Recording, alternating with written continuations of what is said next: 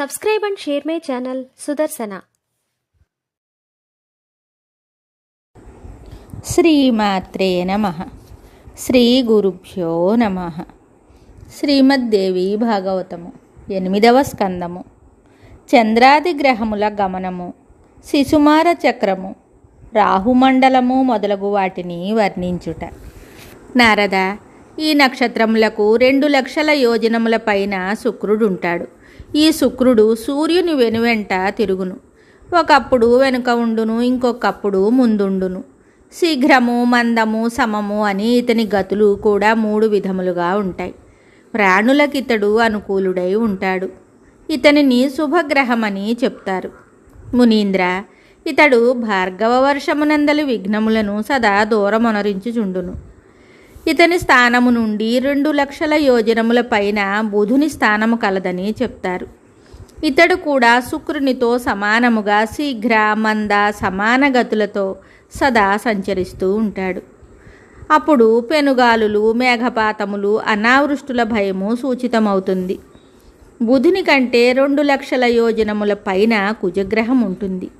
కుజుడు వక్రుడు కానిచో 3 పక్షములకు ఒక రాశిని అనుభవించును. ఇట్లే అతడు 12 రాశులను అనుభవించును. ఇతడు పాపగ్రహములలో చేరినవాడు. ఇతని వలన అందరికీ కీడు సంభవించును. ఇతనికి 2 లక్షల యోజనముల దూరమున బృహస్పతి నివసించును. ఇతడు వక్రుడు కాకపోయినచో సంవత్సరమంతయు ఒక రాశి అందుండును. ఇతడు బ్రాహ్మణ కులమునకు అనుకూలుడు. బృహస్పతి నుండి 2 లక్షల యోజనములకు పైన భయంకరుడగు శని స్థానము కలదు. ఇది ఘోరమైన గ్రహమని చెప్తారు. సూర్యుడు ఇతని తండ్రి. ఒక్కొక్క రాశి యందు ఇతడు 30 నెలలు వరకు సంచరిస్తాడు. ఈ విధముగా గ్రహములన్నీ ఒక్కొక్క రాశి చొప్పున ఎల్ల రాసులు తిరుగుచుండును. ఈ గ్రహము అందరికీ కీడు చేయునని కాలజ్ఞులైన పురుషులు చెప్తారు. నారద, దీనికి 11 లక్షల యోజనముల దూరమున సప్తఋషి మండలము కలదని చెప్తారు. ఈ సప్తఋషి గణము సకల ప్రాణులకు మేలు చేయుటకై విష్ణుపదమని చెప్పబడు ధ్రువలోకమునకు ప్రదక్షిణ చేయుచుందురు. నారద, సప్తఋషి మండలము నుండి 13 లక్షల యోజనముల పైన ఉత్తమమైన ధ్రువలోకము కలదు. దీనిని విష్ణుపదమని కూడా అంటారు. మహాభాగవతోత్తముడైన ధ్రువునికిది నివాస స్థలము. ఇతని తండ్రి పేరు ఉత్తానపాదుడు. సకల జగత్తు ధ్రువునకు తల వంచి నమస్కరించును. ఇంద్రుడు, అగ్ని, కశ్యపుడు, ధర్ముడు వీరందరూ కలిసి అతనిని దర్శిస్తూ మిక్కిలి గౌరవభావముతో నిరంతరము ఆయనకు ప్రదక్షిణ చేస్తూ ఉంటారు. ఈ ధ్రువుడు కల్పమునందలి ప్రాణులందరి జీవనములకు ఆధారభూతుడై ఈ లోకమున విరాజిల్లుచుండును. కాలం ఎప్పుడునూ నిదురించదు. దీని వేగమును అందరును చూడలేరు.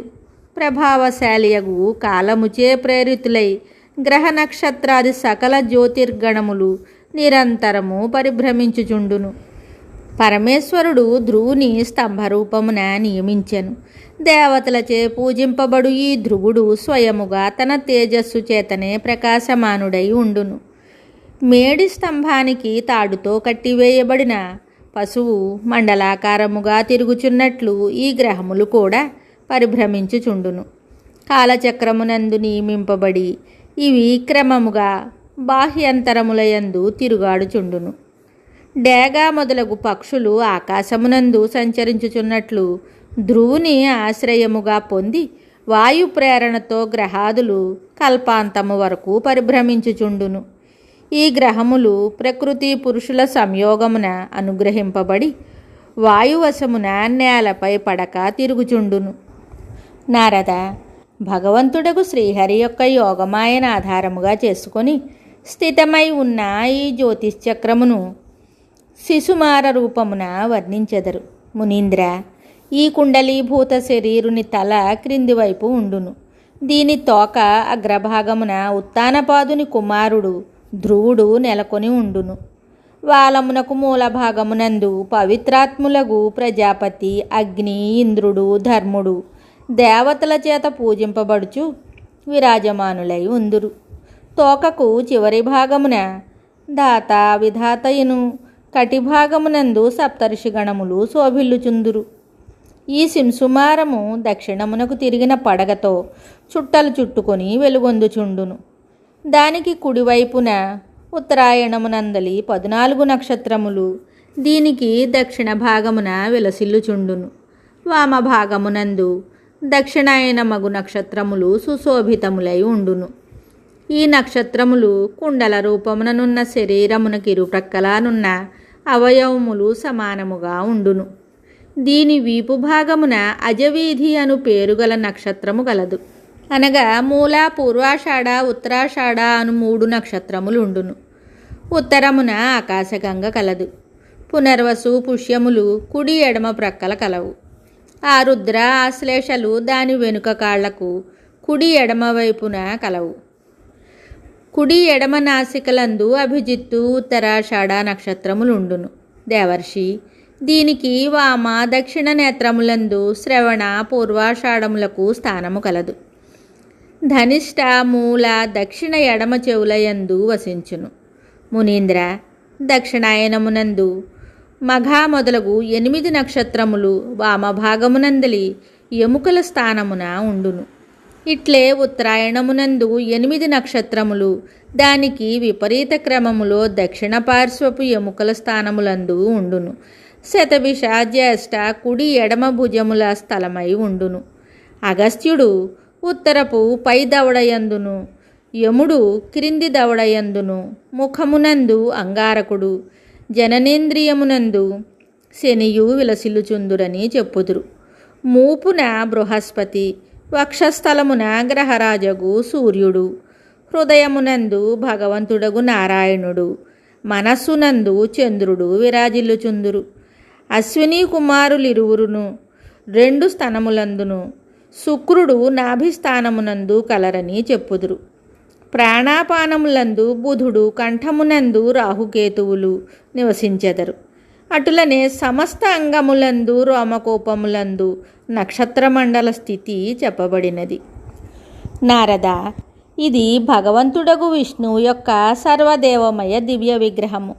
సంయమనశీలుడైన పురుషుడు ప్రతిదినము సాయంకాల సమయమున మౌనమును వహించి యత్నపూర్వకముగా ఈ రూపమును ధ్యానించవలెను. ధ్యానము చేయునప్పుడు ఈ మంత్రమును జపించవలెను.